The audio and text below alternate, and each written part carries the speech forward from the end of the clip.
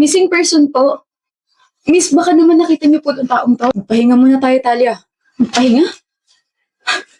Bakit ka magpapahinga, kuya? Ayaw mo bang makita yung kapatid mo? Ano? I'm sorry.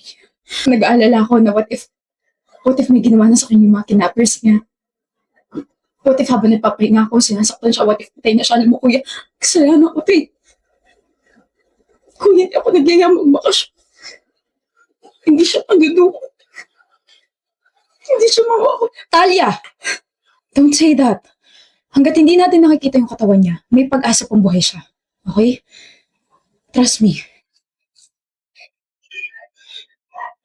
Gusto ko na nga ipatigil to paghanap kay Frankie. Siyempre, mukha akong tanga na naghahanap. Eh ako nga tumidalan kung ba't siya nawala. Wala akong pake kung anong ginawa sa kanya ng mga kidnappers nga. Malamang patay na yun. Ano ka ba? Sigurado ako patay na yun. Binayaran ko sila na malaki. Naghihintay na lang ako ng message nila para mabayaran ko sila ng buo. Talia. Kuya Francis. Okay ka lang? Oo. Okay lang ako. Okay ka lang ba? Bakit parang namumutla ka dyan? Uuwi na. Hatid na kita. Hindi na. Sigurado ka bang okay ka lang? Okay nga lang eh. Okay. Gusto mo bang kumain muna? Baka kasi napagod ka sa paghahanap kay Frankie. Sige, una na ako. Tatawag ba ako ng polis? Pero wala akong ebidensya. Baka di nila ako paniwalaan. Frankie. Tawag mo ako? Talia. Frankie? Huwag kang lalapit. Ano? Marumi ako. Bakit? Bakit? Bakit bawal ako lumapit? Yung likod ko, marumi. Kaya, dyan ka lang. Don't tell me. Don't tell me, patay ka na.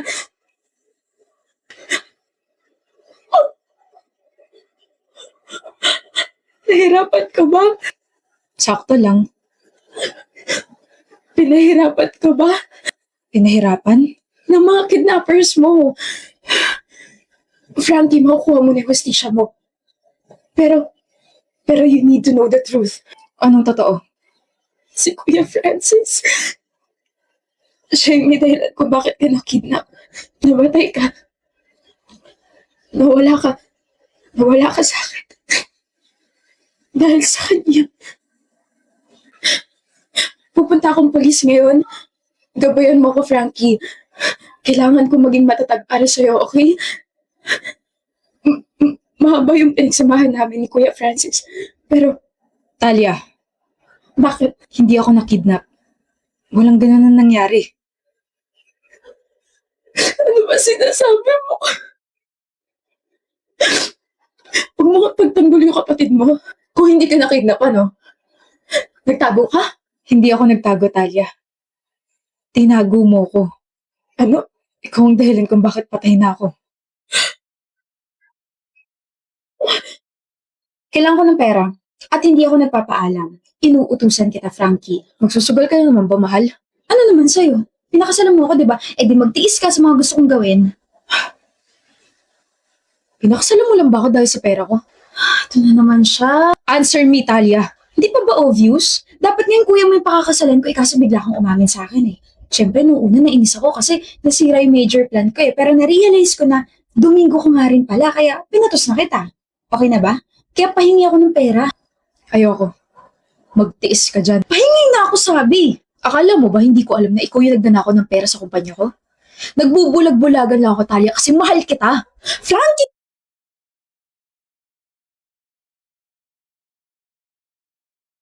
Nahulog siya sa hagdan. Nahulog ko siya sa hagdan. Hindi yun totoo, Frankie. Walang nangyaring ganon. Nahulog ka sa hagdan. Hindi. Buhay pa dapat ako, but you were too scared, kaya dinala mo ako sa backyard natin. Naghukay ka ng hindi kalaliman, tapos nilibing mo ako ron. Kaya marumi yung likod ko. Pero narinig ko yung kuya mo. May kausap siya sa cellphone niya. Siya yung may kagagawa ng lahat. Narinig ko siya, sabi niya. Nasa utak mo lang yun. Hindi talaga yun yung sinabi ni kuya. Oo, magkasama kami yun ni Talia. Kakabigay lang namin ng mga flyers. Sabi niya kasi dito kami magbigay, kaso konti lang yung mga tao rito. Ngayon, hindi siya okay. Yayayain ko muna siya kumain. Naniniwala akong hindi papatay si Bunso. Okay? Buhay pa yon. Buhay na buhay pa yon. Pero nakita kita, kinidnap ka sa harap ko. Yun ang pinaniwalaan ng utak mo. Pilit mo kinalimutan kung ano ba talaga yung nangyari. You created these new memories to deceive everyone, Talia. You insisted na nawala ako. Na kinidnap ako. Pinilit mo yung pamilya ko, nagmakaawa ka. Na huwag mo nang ipaalam sa mga pulis sa media na nawawala ako dahil baka may gawin sa akin yung mga kunong kidnappers. Kaya nagbigay muna kayo ng iilang flyers sa hindi mataong lugar pero ang totoo, ginawa mo yan dahil takot ka lang. Dahil baka ikaw yung maging unang suspect sa pagkawala ko dahil hindi naman ako nakita lumabas dito sa bahay. Confess. Now. Para matahimik na tayong lahat. Hindi ko naman sinasadya. Gusto ko lang naman ng pera. Gusto ko lang magsugal. Hindi ko sinasadya. Alam ko.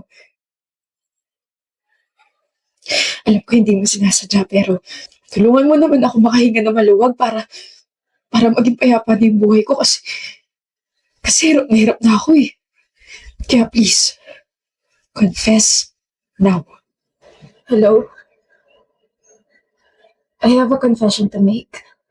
I accidentally killed my husband. Bakit? Wala. Tinitingnan ko lang yung future girlfriend ko. Nanahimik ka nga dyan. Aliyah. Gusto mo ko, diba? How did you... So, gusto mo nga ako. Kasi gusto rin kita eh. Seryoso? Kinikilig ka, no? Kung ganon, pwede ba kitang ligawan? Pwede. Pwede. Blake, bakit hindi ka na nagsasalita dyan? Sabi ko, tara na. Sorry babe. Ganda mo kasi. Ganda ng girlfriend ko. Hindi pa rin nakasanay na tinatawag mo akong girlfriend. Aba babe, masanay ka na kasi pagsisigawin ko sa buong mundo na mahal kita. Corny mo. Nako, mukhang maririnig ko yata yung mga salitang yan palagi ah. Lover boy kasi ako eh. Lover boy mo mukha mo, tara na. Kunilig ko lang, tara na nga. Aliyah, mga tropa ko, si Bruno at si Jane. Hi. Ano ba? Sorry, hi Aliyah, I'm Bruno and it's nice to meet you.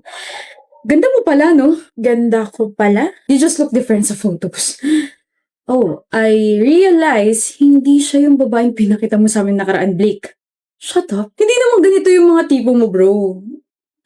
Joke lang. Huwag ka mapikon, Aliyah. I'm just kidding. Sir lang ako, Blake.